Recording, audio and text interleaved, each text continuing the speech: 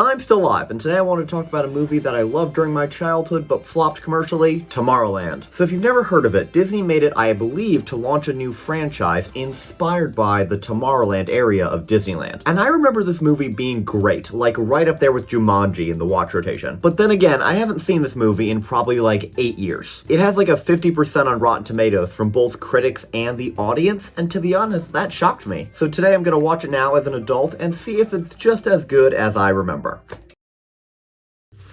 It's as good as I remember. Okay, I'm getting a bit ahead of myself here. If you haven't seen the movie, go watch it, but I'll give a brief synopsis here anyway. This movie starts with a surprise George Clooney doing a flashback of when he attended the 1964 World's Fair. He goes and wants to show off the semi-functional jetpack he built. Hugh Laurie, the one he's showing it to, isn't terribly impressed, but this little girl named Athena is, and she gives him a pin and tells him to follow. The kid does so, and shortly later he is transported to Tomorrowland. We then see him happily going off into the city, hand in hand with Athena. The movie then jumps forward in time to circa 2012 present day with our main character Casey. She's the teenage daughter of a NASA engineer and is immediately showed to be quite the optimist. The NASA launch pad her dad works at is set to be demolished, but she keeps sabotaging the cranes. We then see her in class and all of her teachers are talking about how the world is ending and threats of climate change and weapons of mass destruction. Casey is upset that no one is providing a solution and everyone's just kind of accepting how bad everything is. That night, Casey is caught trying to break into the NASA launch site and is arrested. When her father bails her out, she finds a pin in with her stuff. When she touches it, she is immediately transported to a large wheat field with Tomorrowland in the distance. Eventually, she makes her way there and sees a beautiful futuristic city, the place of her dreams. There's people on jetpacks, floating swimming pools, and a young group of astronauts boarding a spaceship, which is Casey's childhood dream. But just as Casey is about to board the ship, the world fades away, and suddenly the pin doesn't do anything. Wanting to get back there, Casey goes home and looks up the pin. She finds a store a couple states away that is looking for one, but they don't have a phone number, so she has to go there in person. She leaves home and takes a bus there and finds a nerdy comic book store run by Catherine Hahn. This movie has a star-studded cast, which is pretty cool. But when she asks about the pin, Catherine Hahn calls for her husband Hugo, which leads to my favorite moment of the entire movie.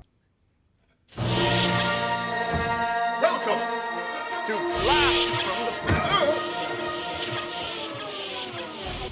Thank you for the help, dear. That made me laugh so hard when I saw it. This movie was really able to take advantage of the fact it was made by Disney and it had access to Star Wars music. But anyway, these people ask her where she got the pin and ask if she got it from a little girl. When Casey says she just found it in her stuff and refuses to give them more information, they attack her with death rays. They attack her with superhuman speed, but just as they're about to kill her, Athena from the opening flashback comes in and saves her. Then Casey and her steal a car and leave the exploded store behind. Athena tells Casey she was the one who gave her the pin and tells Casey that she is special. It's a 2012 movie, of course the main character is special. It was kind of a requirement back then. Athena reveals she's an android and takes Casey to a man who can get her to Tomorrowland, which happens to be George Clooney. What's his character's name again?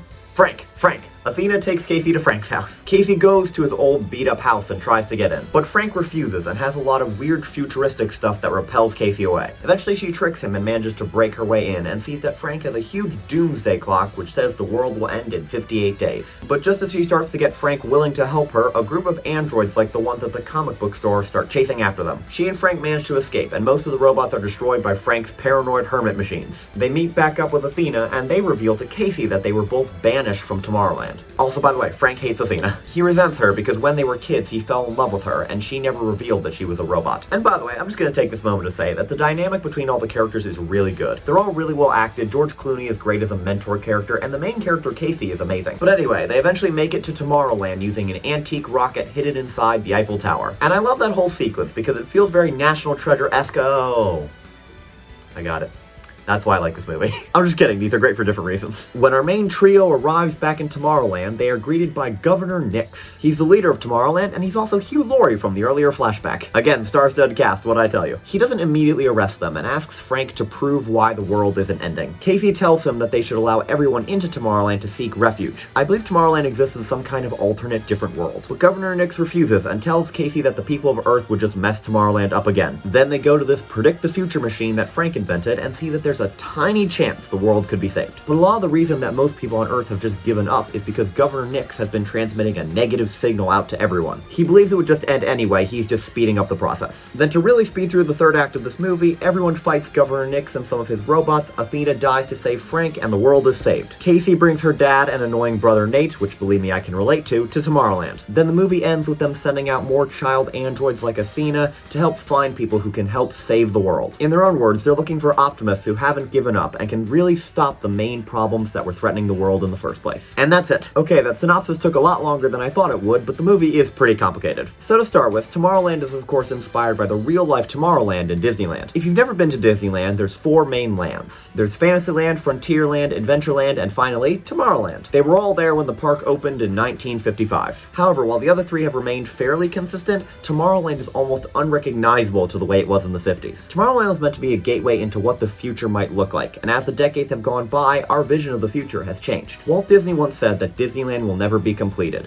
It will continue to grow so long as there is imagination left in the world. So in the spirit of that, Tomorrowland has changed with the times. It now reflects a combination of the original 1950s version of the future as well as a more modern take. But the movie is pretty good about showing that Tomorrowland was built in a 1960s era vision of the future. For example, when Casey first arrives there, we see someone reading a newspaper-shaped screen that switches as he fake turns the page. So it's still the future, but it's within the framework of the time. Something else I really love about this movie is the main message. They managed to stop the world from being doomed in 58 days, but they didn't stop the main societal problems. There's not some big Death Star that's gonna blow everything up, they just stopped Governor Nix from speeding everything along. What was threatening the end of the world was societal and climate problems, and at the end of the movie they say that they're still gonna need to work to solve all of those. The problems still need fixing, you can't just kill one bad guy to solve them all. And I think that's a pretty good message to have. Another major complaint I've seen about this movie is that it was an attempt to launch a franchise. And although I wasn't really complaining, I even said that at the beginning of this video. But I don't really feel that way at all. The movie feels pretty self-contained, and while I wouldn't mind seeing a sequel, I don't need to see it either. The movie didn't do well commercially, but then again, neither did The Princess Bride, and that one's universally loved. I definitely think it deserved a better reception, and while I doubt enough people feel the same way to reverse all those bad audience scores,